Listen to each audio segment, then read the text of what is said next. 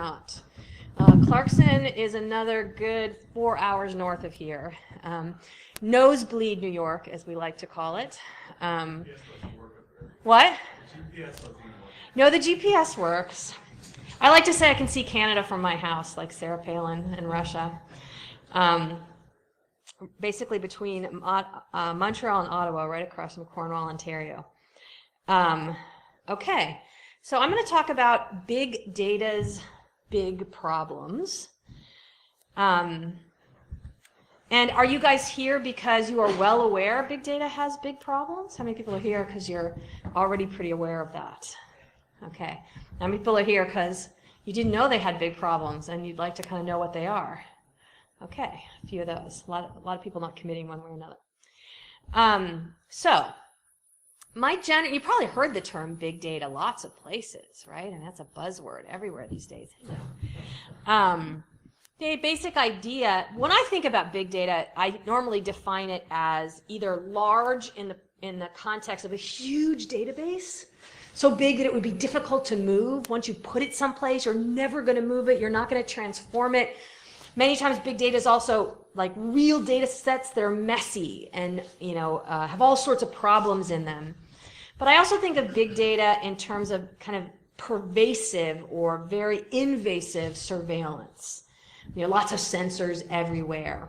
So it's a buzzword, and data can be big in a number of dimensions, but that gives you a sense of some.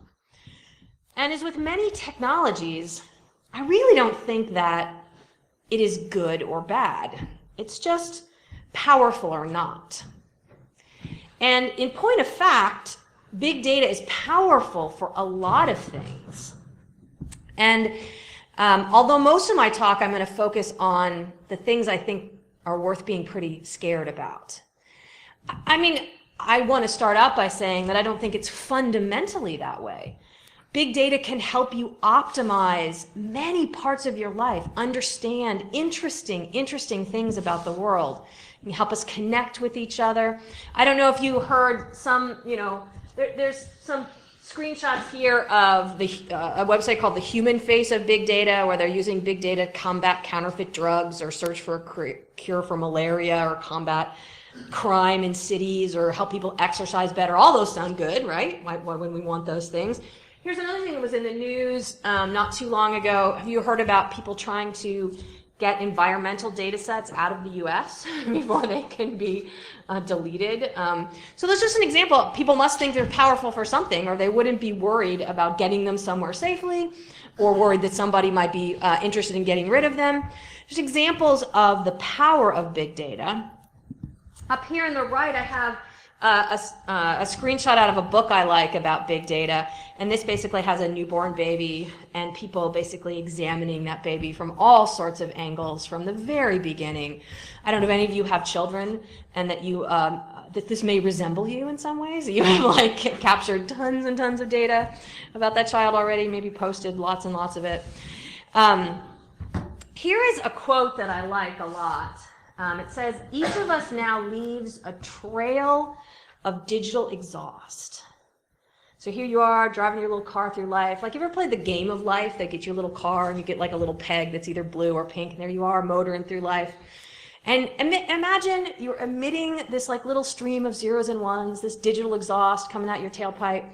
An infinite stream of phone records, texts, browser histories, GPS data, and other information, dun, dun, dun, that will live on forever. I think it's entirely likely that there will be tons of data about me that lives on longer than I live on this earth. How many people think that's probably true? I think that's probably true. And I want to just think a little bit about the contents of our digital exhaust. I'm sure you're aware of all of these things, but let's just say them out loud and put them all together on a slide, and you can brainstorm with me if I have things that are missing, okay? So all your emails, if I were able to look through all of your emails, do you think I would get a pretty good picture of who you are? Interesting things about you? Right. Some people use email more than others. What about your text messages? What if I had the collection of all your text messages? Would that be pretty revealing about who you are, how you live your life? Not bad, right? Of course, there's social media, where we're very actively exporting to the world our choice of what to share. Maybe we think we're just sharing it with friends and family in some cases. Maybe in some cases we are actively exporting something that anyone can follow. Of course, it varies. What about your web browsing history? Or what about your Google search history? I think there's something incredibly revealing, maybe more revealing than just about anything else, is what you search for. You know, you think about, we're gonna sing an example later. If I gave you the collection of all of your internet searches, do you think you could recognize them as yours? I bet you could. You'd be like, oh yeah, I remember that time I thought I was sick with that and I was Googling that, or that was that time I was in Albany and I was looking for restaurants around the convention center. Do you think you could like probably recognize it? Okay, so you could pick your own out. How would you feel if I said your browser history is going to be revealed? But I tell you what, I won't put your name on it. I'll just put the whole thing out there. Okay, certainly if I was going to put it out there with your name on it, I don't know that anyone would be okay with that. I don't know a single person who says, oh yeah, that's fine. Because we all search for scary personal things, right? Anyone want to vote for, I have no problem with revealing my internet search history? Like, it makes you laugh, a nervous laugh, like please don't do that. Okay, and what if I said, I'll just strip out your name. It'll just be, you know, anonymous searches. Would that be okay with you? It would be okay with you. Do you think that you could recognize your own? Do you think I might be able to figure out whose it was if I tried hard enough? What? Depends on how often we're looking up ourselves, probably. Right, so there might be, do you search for yourself? You probably could. You search for things that are near you. You search for things that, you know, represent your location. You search for things, you know, I have seen many an example of just latitude, longitude pairs of location, completely anonymous, just location. And from that, you can tell who it is. Why? Because you go to work and you go where you live. And, you know, if you take the intersection of where you work and where you live, is it just you? Many times, yes. Maybe if you work at a big place and you live in a big apartment building, maybe there's something new. But then, you know, if you add on, you know, you went to this psychiatrist, or there's this restaurant you like, or there's this church you go to, you think I couldn't just from lat longe pairs figure out who you were? I bet you I could. And so if I could do it from just that, you think I couldn't from all of your search history? That's richer, right, than just latitude, longitude pairs. But okay, so, you know, web browsing history, like all the places you go, your website use, cross-site correlations, you know, you were at one site, you went to another, or companies like DoubleClick or whatever that very actively are tracking you as you go place to place. Has any of the things that I just listed, are they stored only under your control? They're private only to you, stored only under your control? No, not a one. Okay, cell phone location, that's kind of the lat longe pairs, not completely, right? You know, it's regions around a cell phone tower, so not as precise. Okay, let's add on our purchase history, all the things we've ever purchased. Have you ever like just gone, you got anybody big Amazon buyer? Go and look at your Amazon, you know, order history. Did you notice that when you go to look at your orders, they'll make you put your password in again? I kind of appreciate that. That's a nice touch, right? They're keeping that really secret from everybody else. You ever seen like the transcript of a telnet session? You know, when you telnet, you put in your username and they echo that back to you. But then when you put in your password, they don't echo it back to you. It just sent to the server. They're like, we're being super careful with your password. We promise. Look, we're not even showing it to you. But of course, it was just announced over the network. I think it's a little bit like that. Because you know, you purchase something on Amazon and suddenly it's being advertised to you on Facebook. You know it is. Right? So are they being super careful with your purchase history? They're not even showing it to you without a password, but they're showing it to lots of people without passwords. You know this. This is not like some surprising thing. Have you ever looked at your credit card statement and just asked what that says about you? It's like, okay, yeah, every Saturday I go to the grocery store and the post office because, yeah, there's my purchases or something like, right? Or, oh, yeah, that's... You know, what about your wish lists on Amazon, the things you wish you could buy? That's potentially pretty revealing. At least in my house, just like living in a big apartment building, like everybody in my house uses my credit card. So like if I go to my purchase history or like my consumer, you know, profile on places like Axiom. Do you guys know about Axiom or companies like that that make you into a consumer profile? You can go look yourself up. If you've never done this, write this down. This is a great activity. Axiom. You can go look at what they have about you. And for me, they're totally wrong. For most people, many, many people I know, they're totally wrong. Try it and see what you think. I think it's AXIOM, something like that. I'm not the greatest speller in the world. But they have a portal where you can search your own data. Anybody find it with a quick Google search? Okay, well, fine. I turned off my data before I got up here because I'll get random, like, you know, hey baby, notes. And maybe that's not the greatest thing in a talk. So I'm not going to Google. You have to do it for me. ACXION. So the C goes first and then the X. Thank you for that. I think maybe in my case they're wrong because my purchases reflect the activity of, you know, a 20-year-old boy and an 18-year-old girl and, you know, who knows what else. Gifts I buy for random people. But many people who don't have that same thing, also they get it really, really wrong.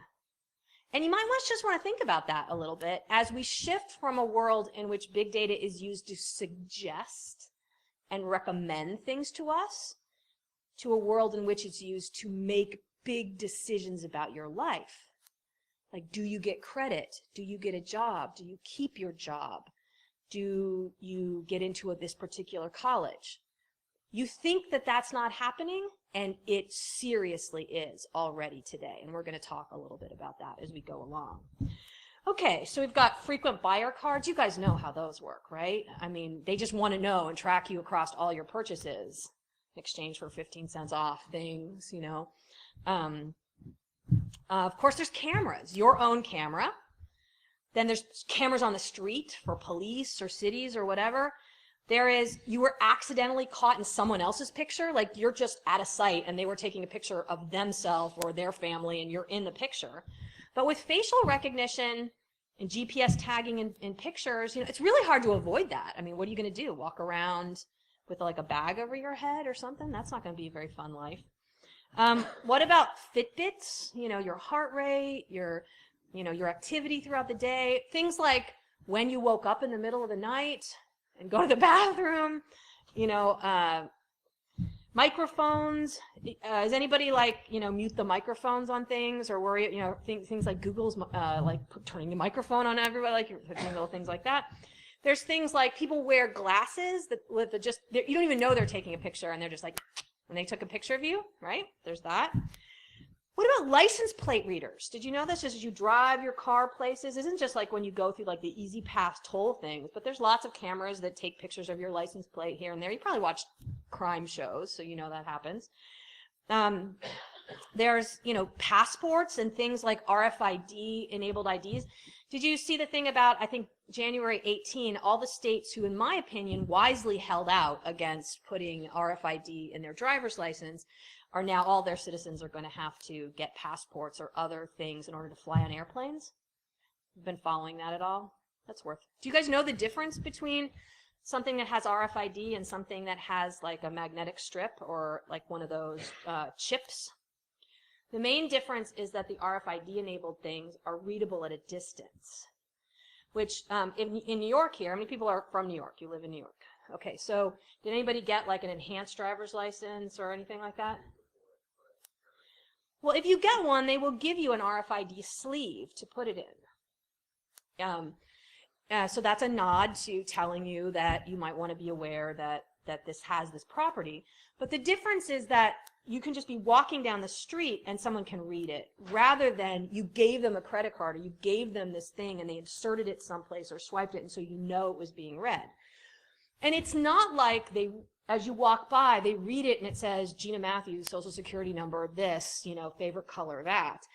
You know, it's encoded, right? But that code is the same today as it is yesterday. So if they can, just like the frequent buyer cards, they can see, oh, this ID walked by on this day and on that day and this, and then if you go in and buy something, they can then associate it with you, your credit card, and tie those things together. So, you know, important thing to understand. What about satellite imagery? You use like, you know, Google Earth and like looked up your driveway and like there you are sunbathing in your driveway, or somewhere you're, you know, bending over in the garden and you're like, oh please, or who knows, right? Whatever. I'm sure you've seen those things where they say funny pictures caught on. And what about e-readers? I love this one with my students. You know, I say, I gave you this reading assignment, and you come in, and I say there's a quiz, and you do badly on the quiz. And you come in and tell me, you know, can I have a chance to do that again? I'm just a bad test taker, but I swear I read it. Okay, what if it was an e-reader thing, and I got a report that said exactly how long you dwelled on every page? Do you think it's fair? Is that fair? Well, it's especially unfair if you didn't know. I mean, you might say you shouldn't have been lying to me in the first place, but this whole thing about what is the societal contract of when, do you know when you're being surveilled and in what ways? Maybe not. Have you looked up your YouTube history or your Google search history? If you've never gone and looked up your history in Google, you can see, like they'll show you all the YouTube videos you ever watched, or your, you know, your internet search, and you can tweak the settings, I think, what they record and save and what they don't. Another one I'll mention later is the idea of massive open online courses. Has anybody ever taken one of the MOOCs? They're a great opportunity to get some great information. You guys know what I'm talking about? You guys know what those are? So you can kind of think about that as an internet-enabled learning platform, right? And we'll talk more about that one. Okay, so anyone want to add to this slide of digital exhaust, or is this enough? Okay. Are any of these things 100% in your control? And really, they're designed that way. Think about the Fitbits, for example. Have you ever seen one, that type of device, not just Fitbits, but that type of device? Have you ever seen one of them? It comes with an application that lets you connect the device, download the information, view it yourself, understand your life, and then remove it if you like. Would that be hard? How many software engineers do we have in the crowd? Would it be hard to write an application that reads the information off of a device like that and shows it to you in a great way, lets you understand yourself? Why do they not do that?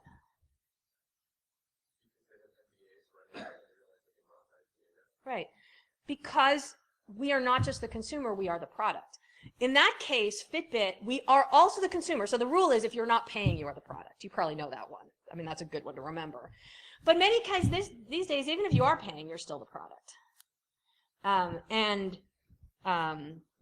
In all these ways, we are voluntarily and enthusiastically making ourselves very trackable. We know that. We are actively seeking more ways to be surveilled so that data can be collected so that we can connect with others and optimize our own lives. And those are good things to want, to optimize your own life and to connect with others. As I said, I think big data is not good or evil, it's just powerful. The question is, are the resources being devoted to use it in a way that will benefit you as an individual, or are the resources being devoted to use it in a way that will treat you like a sheep? I think more the second than the first, in my opinion. But you can make your own decision, and we're going to talk some more about what's going on and what we think of that. So I, for the longest time, have been talking about this kind of thing.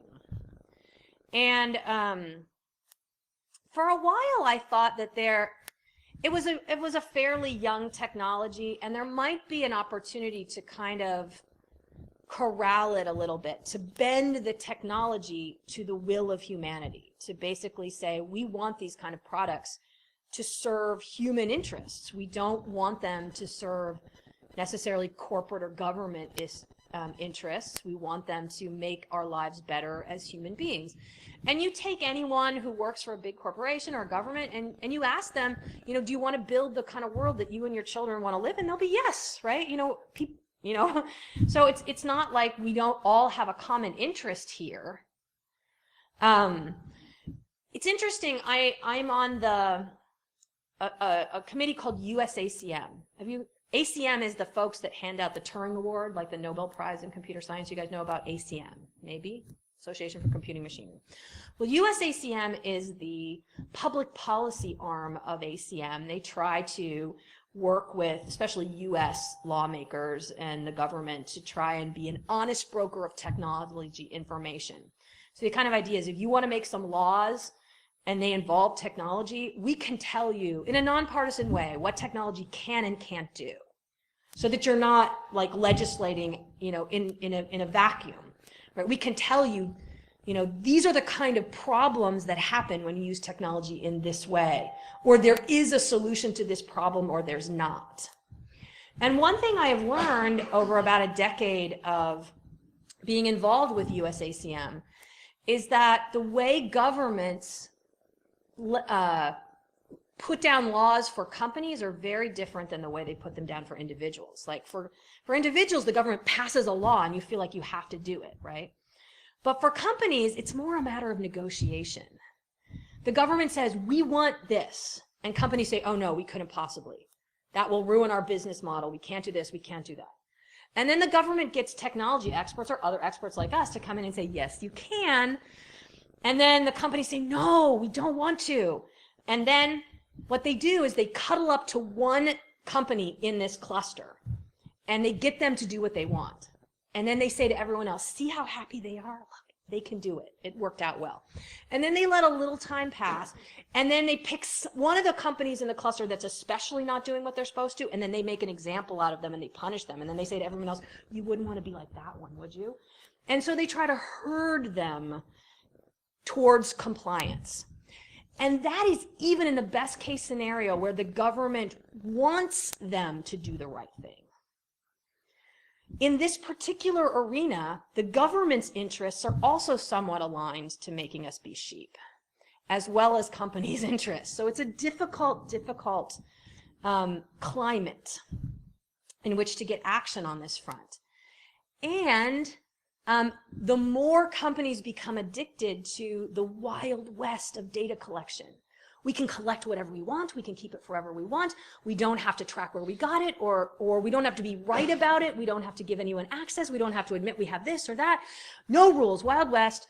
The harder it will be to herd them into compliance. The more they will say, our business model is absolutely dependent upon this, you cannot change it. So I think in many sense, I think the ship has sailed on some of this. I think it's going to be almost impossible, especially in the current government climate, to herd things back in any good way.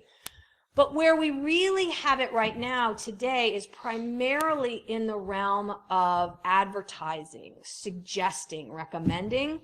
Where I think we may still have some hope is in big decisions about people's lives. Things like, if a big data analytic software produced a number that said you ought to go to jail, do you or do you not have the right to understand how that number was produced? This is not a hypothetical case. What case is this? Does anybody know? It's Loomis versus Wisconsin. Look it up. Maybe the Supreme Court will pick it up for review this month. We'll see. A defendant, Loomis, was sent to jail with consideration from a piece of software that gave him a number that said you're likely to be dangerous, you're likely to recommit crimes. And his defense lawyers said, we would like to be able to understand this black box, proprietary, not even open source software. We'd like to understand why it came up with this number. Doesn't that sound like due process? Do you guys live in the United States? Doesn't that sound like that should be okay? And Wisconsin said, no, you do not have that right. So is that going to stand or not? Will the Supreme Court of the United States do something about that? Will they pick up that case? So I would encourage you to go, so you can write, so Axiom, you guys are going to all look yourselves up in Axiom. Do you guys write that down? Loomis versus Wisconsin. I'm going to give you homework. Okay. What about hiring? Is that somewhat a regulated environment? Are there things you're allowed to consider or not consider when hiring someone? Yes. Are we going to have a world in which that's true, when the hiring decision is incredibly influenced by some sorting algorithm that puts some resumes up or down, or some machine learning algorithm that tells you who they think you should hire? Are we still going to have those rights or not? I wouldn't say it's a given. And if you care about this, I suggest you get angry now rather than wait till it's, no hope anymore, as it mostly is for advertising suggestions and recommendations. So in many places, in many ways, I think we have a perfect storm. We have cheap disk space, tons of space to store things. Oh, let's just suck up everything we possibly can. We'll keep it forever, no problem. Fast and readily available network access to get things from the point of collection to the point of storage. We have all these new types of tracking devices that we all love and go pay money for because they're so cool. Of course, number one being your cell phone. What percentage of your life is your cell phone more than like 2 or 3 feet away from you? Mine too. And, did you follow all the stuff out of the FCC, right? Of like, can your internet service provider, what can they sell about you? What can they record about you? Can they track about you? And part of what they said is having internet service is optional. You don't have to sign up for it if you don't want to.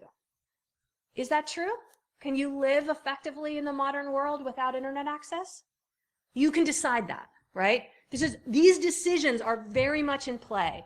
And if you have a strong opinion, if you look at that and you think, of course it's mandatory that I have that, or if you say to yourself, of course you should have a right to look inside that black box software to understand why it gave you a number and sent you to jail. If you think that's true, that is not the way the United States of America is going these days. So if you care and if you live here, you might want to do something. You might want to get outraged now rather than wait. Of course, we also have the willingness of people to carry and use devices, the strong human desire to connect and share and optimize our lives and so many things, and somewhat of a disinterest in privacy. I think there is a general kind of feeling that I don't have anything to hide, so track me. I don't care. Look at everything. I don't think I have anything to hide. Now, when you say that, I think it's pretty important to consider that there have been very bad laws over time that you might not have felt you should obey. And if you think that that could happen at any point in the future, you might want to get outraged now rather than wait.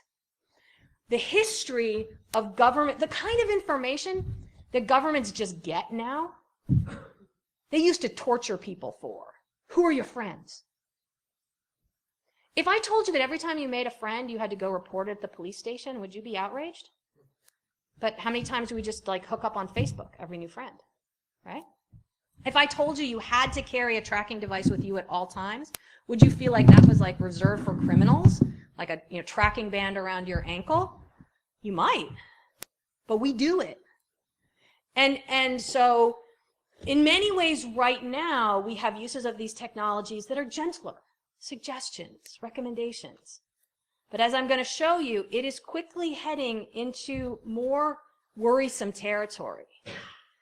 And if you think that you don't have anything to hide, I would really encourage you to question that. Do you even have any idea all the laws that are on the books? I bet you that someone who really looked at your life could find something you've done that's illegal. Have you ever heard the thing innocent until investigated? How many people think that if I looked closely enough at your life, I could find something that you've done illegal? Okay. And one thing I think is that if it really were symmetrical, like if I get to know everything about you, you get to know everything about me, we get to know everything about the government, we get to know everything about corporations, just transparency to the ultimate. That isn't my first choice of a world, because I do think you have a right to keep things private from people that you don't think they have any right to judge you based on. So I'm not saying that's my first choice, but I think I could live in a world like that, because I'll stack up my crazy against your crazy. If I get to see all yours, you get to see all mine, maybe we just get all over ourselves. And the really horrible stuff would stick out. Maybe. But that's not the way the world is going to be. The world is going to be all self-righteous, and it's going to be very unsymmetrical. There's going to be entities that know everything about you that want you to know nothing about them. And you know that's true. All you have to do is look at how the government reacts to, you know, let's look at how the NSA is funded, right? Or let's answer questions about, you know, how the president does this or that, right? So, you know, or let's look at the way corporations are making decisions. Let's just open the kimono on this, right? No, that is not how it's going to be. Okay, so we talked about wearable devices quite a bit. I have 2 slides here on promise versus problem. What happens with wearable devices? What kind of information do you get? You get activity patterns, sleep patterns, heart rate, location. We talked about having to put it up in the cloud to even view it. And there's some really exciting things about that, sorry. Text messages coming in. There's some really exciting things about that. Like, I think we have more data on sleep patterns than ever before in history. Like, have you ever heard the thing about starving college students paid to, like, sleep in a lab under a microscope? Well, I don't know why they didn't bother anymore, because, like, you got all this Fitbit data. You want to know whether the full moon keeps people up? Well, I bet they know, right? No problem. But, you know, is there a problem? I mean, I bet you somewhere in their data is the fact that there's 2 people in the exact same place with high heart rate in the middle of the night, and that's none of your damn business, right? Okay, so that's a problem. We talked about these massively open online courses. So imagine all of your learning activities being done through a digitally facilitated platform. What kind of information did they get that they didn't get before? I already told you the idea of, like, you know, did you read all the reading or not? There's also, how many times did it take you to get something? Did you have to listen to that lecture 3 times? Did you have to take that test 5 times, or did you get it right away?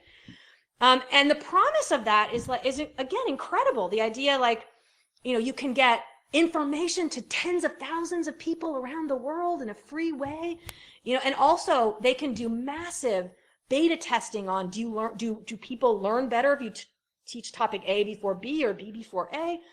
You know, great possibility. But there's also big problems there. You know, these MOOCs are trying to pay the bills. Many of them are offering the content for free. Is it reasonable for them to sell demographic information to employers about who's good at these tasks or not? And here's an interesting thing. You can say, I participated, and they sold information to a potential employer that indicated I was great at this, that helped me get a job, or they sold information that said I was bad at it, that made it hard for me to get a job. And you can think pro or con, how you feel about that. But here's another one. I didn't even participate, not at all. But they use that demographic information to say, women your age do or do not, or, you know, men of your race do or do not. Are you okay with that one? You know, that you didn't even participate, right?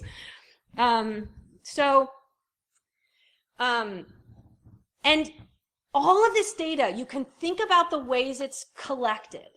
I mean, we looked at our digital exhaust, and most of that digital exhaust is already identified and linked to you specifically and directly through your credit card, your license plate, your, your home address, like any of those things. Like, it's not even a matter of it being anonymous. They know exactly who you are.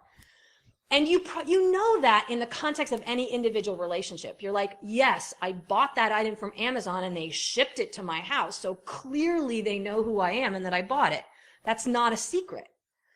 But when they sell it to trusted partners, and really, what does it take for a partner to be trusted? Basically, it means they paid them some money, right? I trust you, give me some money. You know, that's pretty much what that is. Or shared with governments even.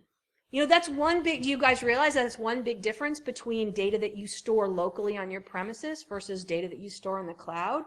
Cloud stored data, governments can go get it, and the holder of that information is not even allowed to tell you that the information was requested. Whereas if it's on your local premises, they have to have a search warrant. And so you obviously had to know that they were coming to get it. That's a huge difference, right? Big difference. And then we're going to talk about sharing data anonymously. Remember, I asked you to think about, what if I just took your internet search data, but I removed that it had your name? Was that okay? We're going to talk about that some more. Of course, in a conference like this, we can think about, what if it's stolen by hackers, right? any entity that you trust, maybe you even trust them not to share it with other businesses or governments, although I don't know how you possibly could, but say you did, are they keeping it securely or not, right? It's a valuable resource. It draws interested parties, right? And of course, there's insider misuse. What is, the idea that, someone working at that company might be searching for information or, whistleblowing it out to the world, or you don't know, right? So again, big data is not necessarily good or evil. It's powerful. And once you've allowed it all to be collected and correlated, you've lost the control over where it goes. So it's not, you can't think about it as just in the context of the relationship in which you revealed it. So there's data, as I said, that you're revealing to support a specific goal. Another category is data you do not know you are revealing or you don't believe is being recorded. Remember I told you the idea of like you're using an e-reader and you had no idea I was going to get a report about you?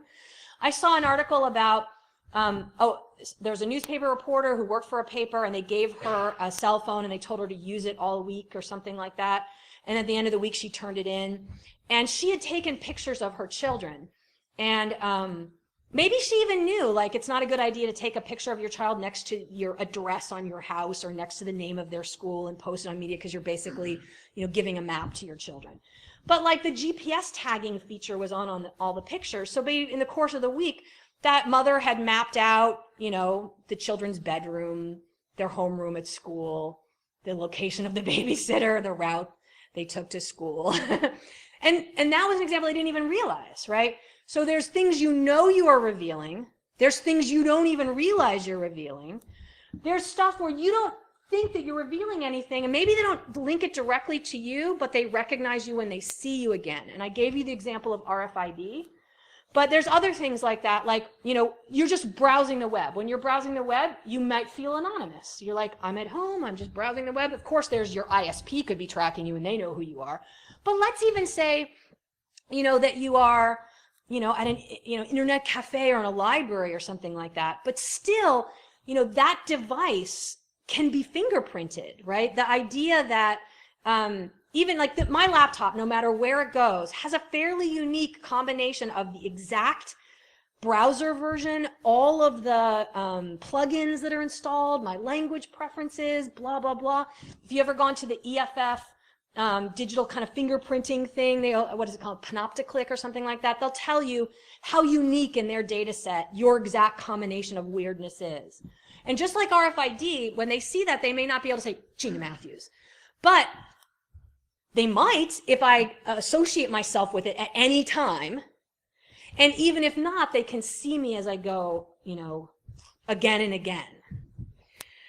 Similarly, things like, I don't know if you follow the degree to which people can be recognized by little snippets of text. Like you do an anonymous blog post. Can they tell who you are? You might be shocked to see with high degree of accuracy from little bits of text. A lot of it is like little linguistic tics we use, like how often we say okay, or how often we use exclamation points, or ... or like it's not so much the big words that are the tells, it's often the small things. Or they can tell, like, is English your first language? They can tell, like, are you from the South? Or from the ability to zero in on somebody is kind of crazy. Like, do you see how quickly they recognize what was her name? Liberty Chance or something, whatever, the NSA contractor. I'm probably getting her name wrong. I think it was from every printer has a kind of unique pattern, and so they could see when it was printed, and okay.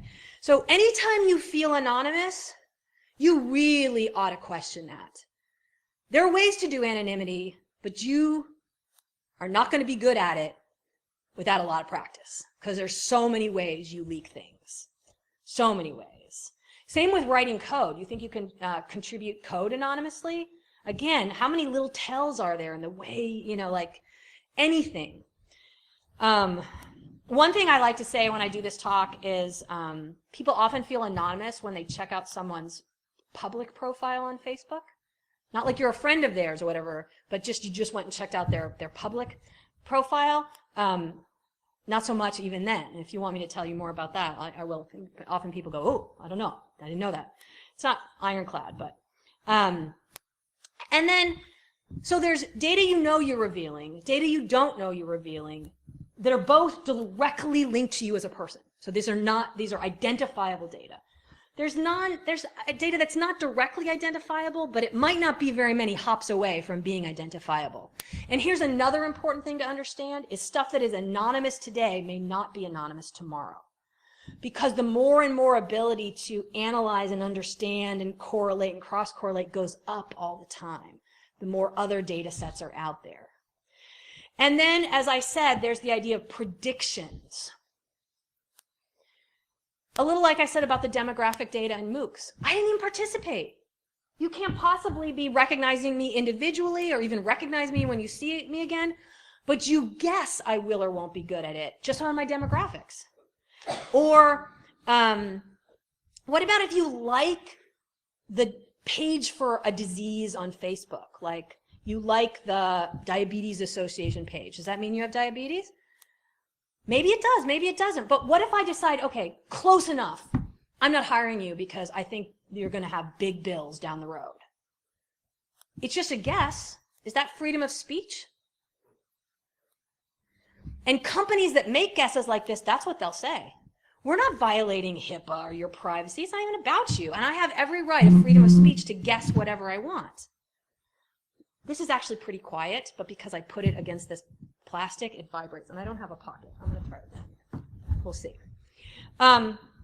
There's crazy things like, did you hear the thing about the girl bought prenatal vitamins at Target and she got something that went home and that's how her parents found out she was pregnant? So buying prenatal vitamins is probably a pretty strong tell. But even like your heart rate being up on Fitbit, they can tell people who are pregnant from that, yeah. When I read about that case originally, I thought it was that she didn't even know that she was pregnant. No, I think she knew. She did? Okay. Yes, that's the buying of prenatal vitamins, I think. But yeah. That is another thing, is I've heard many people doing machine learning say that we're going to know you better than you do.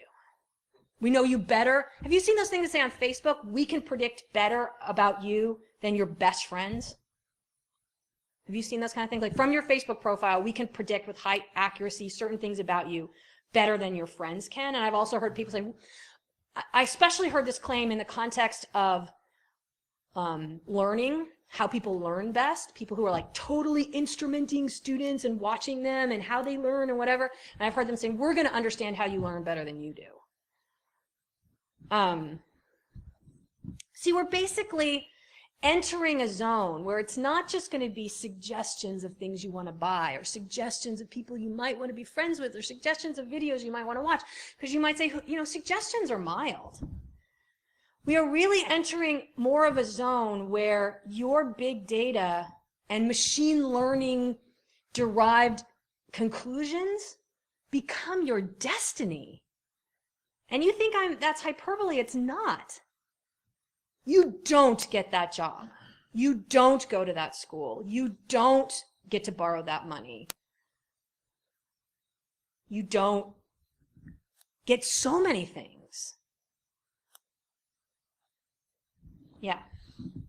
As I said, we've mostly seen this used for advertising. But even in advertising, is it illegal to write in a housing advertisement, we don't want any families here, or we don't want any people of that race here? Damn right, it's illegal. It is illegal. But if I can use the targeted advertising features of social media platforms and say, I would like people without families to see this ad, or I'd like people in this age group to see that ad, is that any different? You tell me how that's different. We are entering a new zone where the protections we think we have in the courts, in hiring, in credit, in many important life-changing arenas are shifting. And like I said, I felt for many years, like I said, the window is narrowing for controlling this big data privacy stuff. I think the ship has sailed, but I still think there is a window left for big, important, regulated decisions. Like we're supposed to have due process. Damn it, can we keep that or not? I'm not sure, but I'd really like to convince more people to care and fight for it. Can we insist that we still have the rights in hiring that we have now? I would like to think we can manage that, but I am not at all sure. So I really hope at the end of this talk you say to yourself, I am not going to wait until I get screwed over or my friend or my family that I love gets screwed over. I'm going to just get pissed off now. I'm going to care now. Because it is serious. And, you know, I'm a pretty optimistic, happy person. You don't know me for anything. But I'm not a conspiracy that, like, I don't have a tin hat on or whatever. But you really, all you have to do is pay attention. If you really pay attention to the way things are going, I think the conclusion is clear. So more and more big data is being fed into machine learning algorithms that are made, like I said, you know, credit decisions, bail, do you get bail or not, college admissions, housing decisions, allocation of public resources. And they don't even have to look at potentially discriminatory attributes. You follow me a second and you see if this scares you. I could write a software system that doesn't even look at the religion category. Doesn't even look at it. Not there at all. But do you think I might be able to infer that based on who your friends or family are? Do you think I might be able to infer that based on who knows what else? With high degree of accuracy? And you can ask, maybe my guess is right or wrong. Let's just say it's only right 98% of the time. And so you tell me which is worse. You're in the 98% I'm right about or the 2% I'm wrong about. Okay? And what if I could sell this software system as a completely unbiased decision made by computer? Doesn't even look at the religion category, I promise. Does that make it any less discriminatory? You think I might be able to sell that to anyone for a Muslim ban, for example? Think I might get a lot of money for that one. If I really wrote it in a way that they could convince everyone was a completely unbiased decision made by computer. Anyone shopping around for that these days? You tell me. So I think we have a need to demand a level of algorithmic transparency and accountability. The more big decisions are made with machine learning algorithms based on all of our digital exhaust, the more we need to be able to ask, why did you offer that job to that person and not this person? Why did this person get to borrow money to buy a house and this person did not? Why is there going to be more police surveillance in this neighborhood than in that one? How many people say, I think we have a right to ask those questions? Those should not just be black box decisions spit out by proprietary software systems. Anyone want to vote against that? That is not the way it's going to be unless we do something. And as much as those systems can be sold as completely unbiased decisions made by computers, you know as well as I do, being computing type folks, that there's so many ways that bias can be built into software. Of course, if the programmer has some active bias, they could write it that way. But let's just pretend for a moment that that is not at all the case. The programmers went in with the best of intentions, but the software was trained using big data. Are there biases that are inherent in big data these days? I don't know, there's a great example of a big data machine learning algorithm kind of thing that was trained using all of these news articles, tons and tons and tons of news articles, language in news articles. And then once you've trained it with all this language, you can ask things like SAT style questions. Man is to woman as king is to queen, or something like that. And it gets it right. But here's one, and this is totally no joke. Man is to woman as computer programmer is to homemaker. That's true. That is a legitimate result out of, and this isn't even like biased speech. This is like, you know, legit journalists. But we have so much bias inherent in our society. Maybe it is just historical biases that, you know, some people got opportunities and some people didn't, and so that's the way things are now. But does that say anything fundamental about an individual and their ability to be a homemaker or a programmer, right? On either side, right? So there's so many places that bias creeps in. And when we don't have an opportunity to open the hood on these systems and delve into them, we just want to treat them like, especially their proprietor, there's a company trying to make money off of this. They're trying to do it as cheaply as possible for as much profit as possible. That is scary. Don't you think that's scary? That is the way it is. And here's another one if you want to Google around a little bit. I think it's North Point, I think, is the company that writes the Compass software that is used to predict whether someone will commit another crime. So look around at that one. Here's an example. How many people in here feel like they have some appreciation of machine learning algorithms and how they work? Like you have a big pile of data, you're going to point out, you know, there's a bunch of different machine learning algorithms, right? There's decision trees, there's neural nets, there's, you know, all sorts of possibilities, right? And they vary a lot in many aspects, how efficient they are. Another way they vary is how well they can export a human readable explanation of how they came to the conclusion they came to. Here is, you know, a bunch of digits, handwritten digits. And you can point machine learning algorithms at those digits and you can say, learn to recognize the digits when people write them. Okay, that doesn't sound like too scary of a task, right? Do you think the computer can get good at that? Yeah, it can.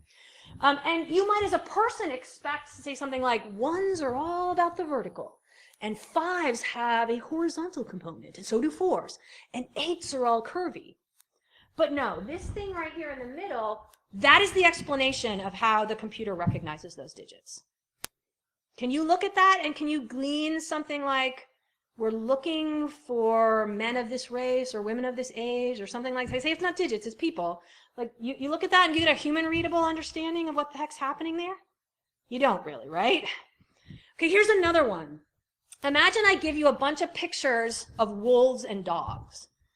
And I say, okay, you know how these things work, right? You have a set that's labeled correctly, wolves and dogs. And then you tell the machine learning algorithm to learn, and then you give it a set that's not labeled, and you say, how accurate were you? How well did you predict dog or wolf? And then if it's correct enough, now you're going to do it on stuff you don't even know. And that's going to become the destiny of that thing, wolf or dog, right? Right? You know how this works, okay? So here is actually a human readable explanation of why this is classified as a wolf. Do you notice that it's highlighting the snow? Could you imagine that being very predictive of whether it's a wolf or a dog, whether there's snow in the picture? Now, do you understand the implication of that? Does it matter whether there's snow in the picture as to whether you're a dog or a wolf? Does it matter? In your lifetime, you will be a dog in the snow. Period. The question is, one, will you ever know it happened? And two, if you're able to figure out it happened, will anyone care? When you say, I am a dog, I am not a wolf, I don't care that there's snow here. I am still a dog. I still deserve that job. I still deserve not to go to jail. I still deserve to get into that college. I still deserve whatever. And they say no. The computer says no. And do you realize that implies so much information that you even know that they were looking at snow? For the most part, you're just going to get no. And I hope that sinks in. I really, really do.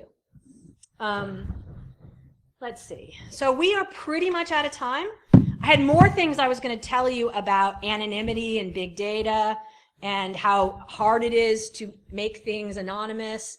I think in the last minute I will recommend 2 books, Data and Goliath by Bruce Schneier and Weapons of Math Destruction by Kathy O'Neill. I especially recommend the Weapons of Math Destruction one because I bet you the Data and Goliath stuff is all about surveillance. And I bet as people in this con, you probably know most of that. But the Weapons of Math Destruction, I bet it would shock you, some of the stuff in that book. So I've given you some homework. How many people are going to do their homework? Looking up Axiom, Loomis versus Wisconsin, reading Weapons of Math Destruction. Do you promise? Okay, how many people say, I think I'm ready to get a little outraged? Okay, please. We really need that. Okay? Questions? Yes? What do you think about social steganography techniques, like putting out misinformation about yourself out there? Using, I mean, it sounds simple, using like a fake name, putting something in your actual city, or using different information at different places to kind of pleasant. Yeah, so you know that if you don't have if you don't have any credit history, like borrowing and returning, is that considered good credit history or bad credit history? That's as bad as it gets, as you don't have any, right?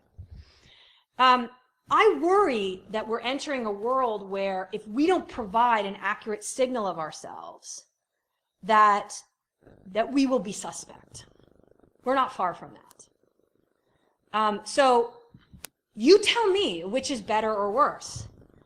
And this is one of the things, is we are already in a world where people cannot predict the cost of doing something. And I think I had a slide about this. Yeah.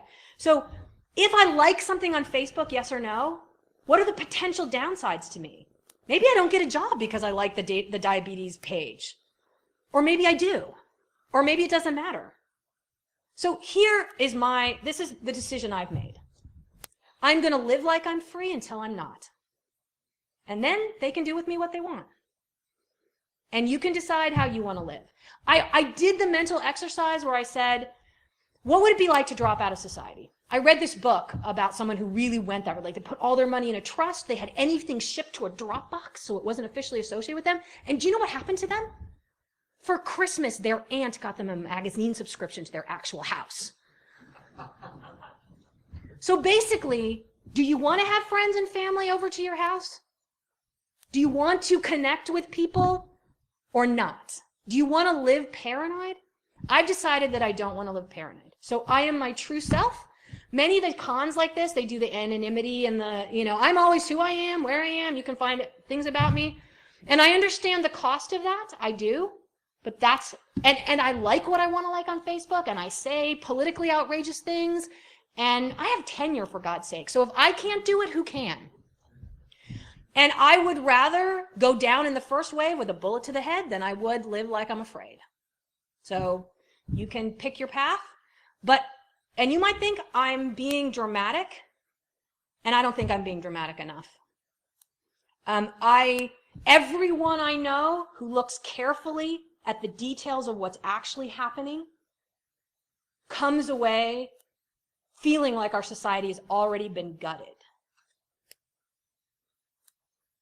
So all I can say is educate yourself, care now, get outraged now.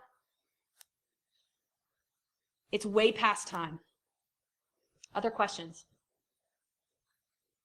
Okay, thanks for listening.